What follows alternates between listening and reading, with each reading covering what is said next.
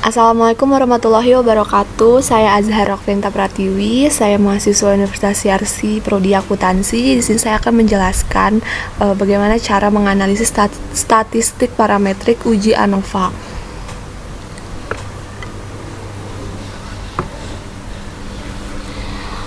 Uji ANOVA atau Analysis of Variance merupakan pengujian dengan menganalisis varians.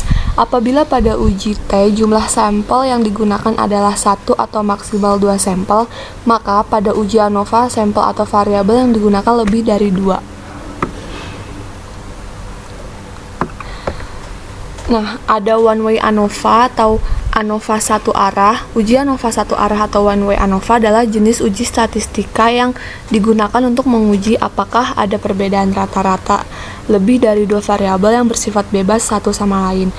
Untuk two way ANOVA adalah jenis uji statistika parametrik yang bertujuan untuk mengetahui apakah terdapat perbedaan rata-rata antara lebih dari dua grup sampel. Berbeda dengan uji one way ANOVA yang analisisnya hanya berlangsung satu arah, yaitu antar perlakuan, maka pada uji two way ANOVA arah analisisnya berlangsung dua arah, yaitu antar perlakuan dan antar kelompok. Mungkin kita nggak menganalisis two way ANOVA ya untuk sekarang. Di sini ada contoh kasus untuk one way ANOVA. Mahasiswa FK Yarsi angkatan 2018 ingin melakukan pengujian efek dari 3 macam merek obat penurun tekanan darah terhadap 3 kelompok pasien. Sebuah penelitian dilakukan dengan mengambil sampel pasien yang dikelompokkan menjadi 3 sesuai dengan merek obat yang diminum, yaitu satu kelompok pasien 1 yaitu pasien peminum obat merek X, kelompok pasien 2 pasien peminum obat merek Y, kelompok pasien 3 pasien peminum obat merek Z. Adapun hipotesis dan kriteria. Hipotesisnya yang pertama ada H0 adalah rata-rata tekanan darah orang peminum obat X, obat Y, dan obat Z adalah sama. Terus yang kedua ada HA, rata-rata tekanan darah orang peminum obat X, obat Y, dan obat Z adalah tidak sama atau ada perbedaan. Adapun kriterianya, yang pertama apabila signifikan lebih besar dari 0,05 maka H0 diterima dan HA ditolak. Dan yang kedua apabila signifikan lebih kecil dari 0,05 maka H0 ditolak dan HA diterima. Kita langsung ke SPSS-nya.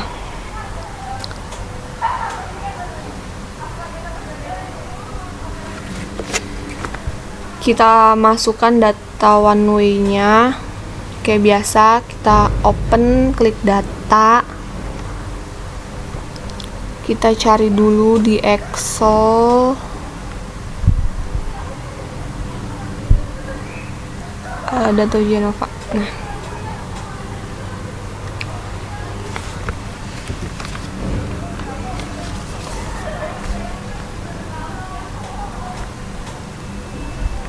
ini kita desimal, kita ganti dulu. Kita lihat di data view. Jadi di sini ada tekanan darah sama kelompok pasien. Nah, tekanan darahnya ini kan 125 untuk kelompok pasien obat peminum obat X. Ada yang tekanan 125 juga nih untuk kelompok pasien peminum obat Y. Nah, jadi tuh ini kita mau ganti, kita mau transform, ini kan masih string ya. Nah, kita pengen ganti numerik kan, nah makanya kita transform dulu nih, transform record into shape variables.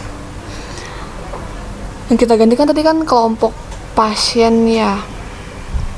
Nah, kita masukin old and new. Tadi kan kelompok pasien itu ada obat X, kita ganti 1, klik add, terus obat Y, ini value-nya 2, kita add.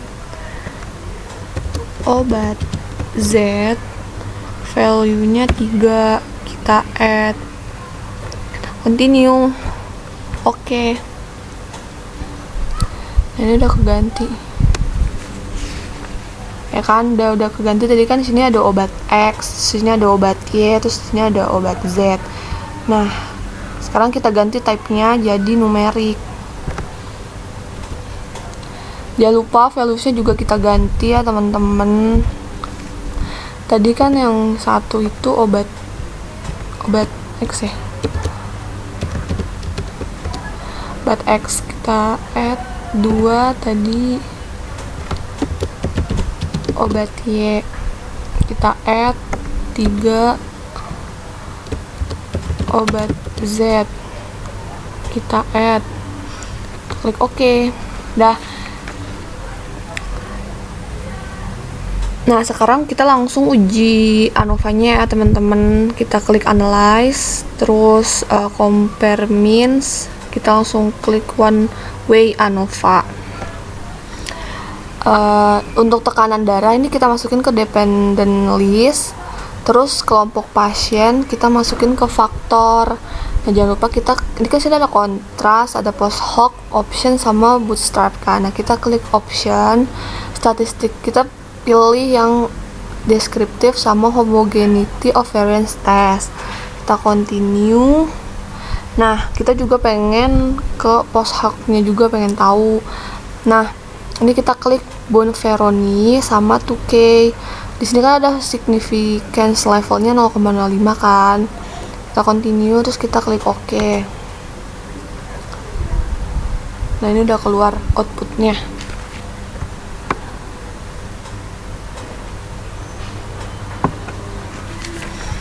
Nah, ini kan ada tabel deskriptif ya kan. Nah, ini tuh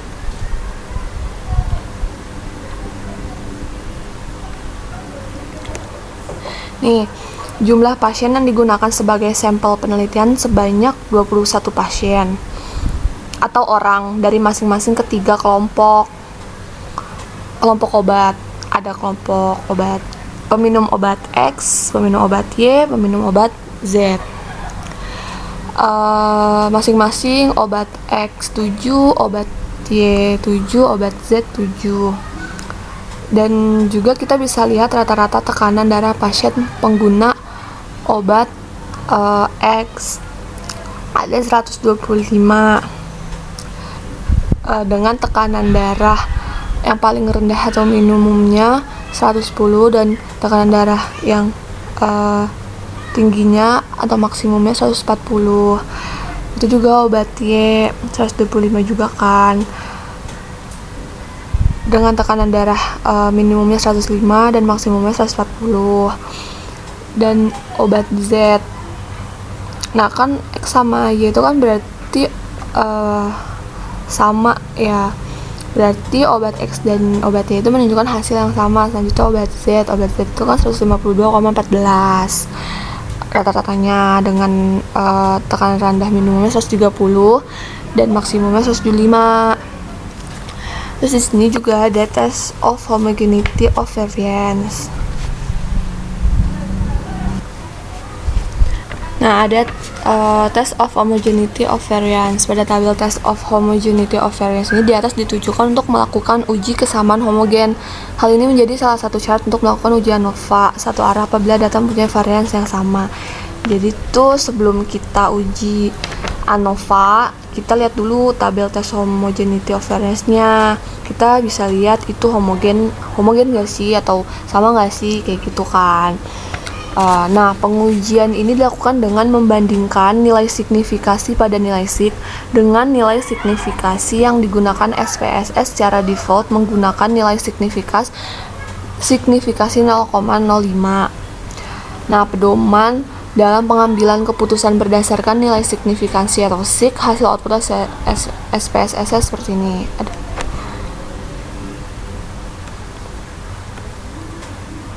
Yang pertama, pengujian dilakukan terhadap varians apabila nilai signifikasi atau sig lebih besar dari probabilitas yang 0,05, maka data tersebut mempunyai varians yang sama. Sebaliknya, apabila nilai signifikasi atau sig lebih kecil daripada probabilitas 0,05, maka data tersebut mempunyai varians yang berbeda. Nah, kita langsung lihat ke output yang tadi. Nah, di sini kan eleven statistiknya itu kan 0,352. Terus di sini ada degree of freedom satunya itu 2, degree of freedom 2-nya itu 18, dan di sini ada signifikannya 0,708. Ini kan berarti signifikannya itu kan 0,78 tuh berarti lebih besar daripada 0,05 kan. Nah, berarti data tersebut mempunyai varians yang sama, bahwa varians dari ketiga kelompok pasien dengan tekanan darah tinggi tersebut memiliki varians yang sama. Jadi data ini sudah memenuhi syarat untuk pengujian one way ANOVA. Lanjut ke tabel ANOVA-nya. Kita ke slide dulu.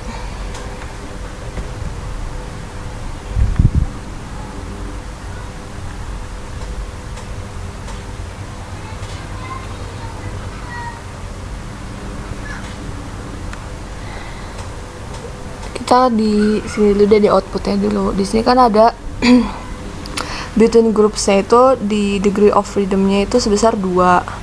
Terus di sini juga ada F ini tuh F hitung, kalau yang kemarin itu kan T hitung ya. Terus dengan signifikan 0,01. Nah, within groups-nya itu degree of freedom-nya 18. Terus kita cek uji F tabel dan F hitung. Selain membandingkan antara nilai signifikansi atau sig dengan probabilitas 0,05, ada cara lain yang dapat dilakukan untuk pengujian hipotesis, yaitu dengan membandingkan antara nilai F hitung dengan nilai F tabel. Pedoman dalam pengambilan keputusannya kayak gini. Yang pertama, jika nilai F hitung lebih kecil daripada F tabel, maka H0 diterima dan HA ditolak. Sebaliknya, jika nilai F hitung lebih besar daripada F tabel, maka H0 ditolak dan HA diterima. Adapun rumusnya F tabel sama dengan degree of freedom pembilang N1 dibagi F per degree of freedom penyebut atau N2. Tadi kan degree of freedom pembilangnya itu tuh yang 2. Nah, kalau degree of freedom penyebutnya itu atau N2-nya itu yang 18.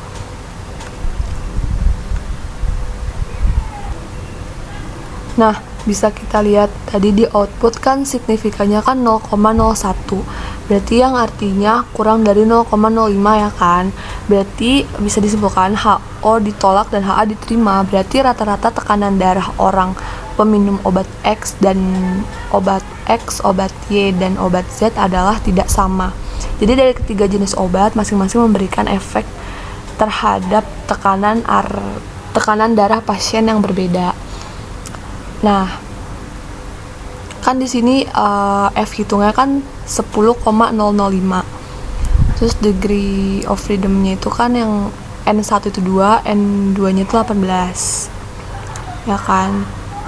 Terus kita cek langsung aja ya ke F tabelnya. Sebentar teman-teman, kita cek. Nah, ini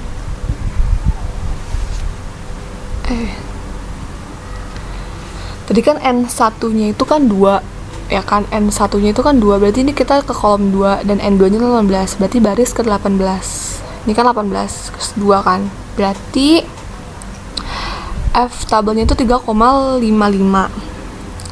Nah, tadi kan F hitungnya itu 10,005 kan. Nah, berarti F tabel itu lebih kecil daripada F hitung. Dan bisa disimpulkan bahwa HA itu diterima dan H0 ditolak. Nih, jadi kan F hitungnya lebih besar daripada F tabel, maka H0 ditolak dan HA diterima. Nah, sekarang kita lanjut ke post hoc test. Nah, di sini tadi kan kita udah masukin kita milih 2K HSD sama bone veronikan. Nah, mungkin ada yang tanya 2K HSD itu apa? Nah, 2K HSD itu pengujian Pengujian perbandingan jamak untuk menentukan apakah dua rata-rata atau lebih berbeda secara signifikan dalam jumlah analisis varians. Pengujian perbandingannya yaitu menggunakan nilai signifikasi pada nilai sig dengan nilai signifikansi yang digunakan oleh SPSS secara default 0,05. Nah, di sini kan udah ada nih, the mean difference is significant at the 0,05 level kan. Nah, kalau Bonferroni itu pengujian yang digunakan untuk menganalisa sampel yang sama atau berbeda pada setiap perlakuan dengan membuat perbandingan antar perlakuan. Nah, jadi itu di sini kita bisa membandingkan. Jadi gini, obat X ini kita bandingkan, kita baca dulu. Kita ke slide dulu. Mana ya? Ini. Post hoc test digunakan untuk mengetahui variabel mana yang memiliki perbedaan yang signifikan. Nah, cara menganalisanya adalah dengan melihat ada tidaknya tanda bintang pada kolom mean difference. Tanda bintang menunjukkan adanya perbedaan mean yang signifikan.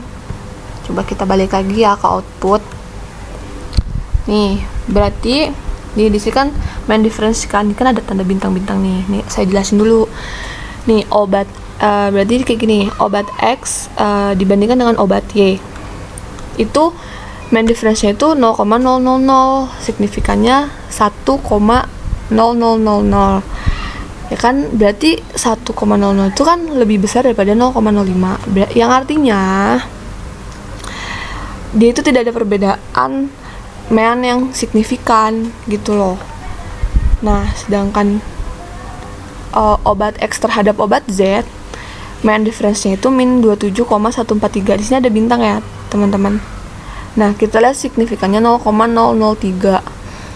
Yang artinya dia itu lebih kecil daripada 0,05 ya kan.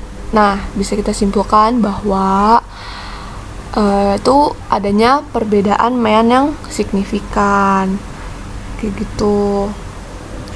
Begitu juga obat Y terhadap obat X, obat Y terhadap obat Z, obat Z terhadap obat X, obat Z terhadap obat Y. Terus kalau Bonferroni juga sama, ini kayak gini. Obat X pasien peminum obat X terhadap pasien peminum obat Y, mean difference-nya 0,000, signifikannya 1,000, dimana signifikannya itu lebih besar ya dibanding yang probabilitas 0,05. Berarti dia itu mean-nya tidak ada perbedaan yang signifikan kayak gitu. Kalau misalnya terhadap obat Z dia ada perbedaan signifikan karena ini bisa kita lihat di sini ada bintang ya teman-teman. Oke, lanjut. Kita sekarang mau ke homogeneous subsets. Oke. Coba di sini ada tabel.